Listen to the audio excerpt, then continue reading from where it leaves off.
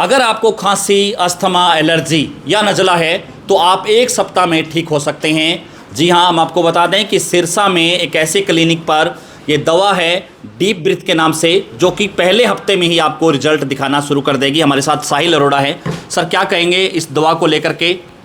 Sir, मैं खुल के ये बात बोलता हूँ, पुरानी खांसी, एलर्जी, अस्थमा, दमा, सांस की समस्या अगर किसी को भी है, 10 साल, 15 साल, 20 साल, 25 साल पुरानी, एक बार ये दवाई इस्तेमाल करो, उसके बाद रिजल्ट हम नहीं, आप बताओगे, आके बताओगे यहाँ पे और कैसा रिजल्ट है इसका।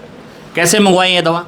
ऑनलाइन 72 067 14 410 पे फ़ोन करो। पूरे इंडिया में हमारी डिलीवरी है। आप कहीं भी बैठे बैठे इस दवाई को अपने घर मंगवा सकते हो। कोई डिलीवरी शुल्क नहीं लगेगा घर मंगवाने का।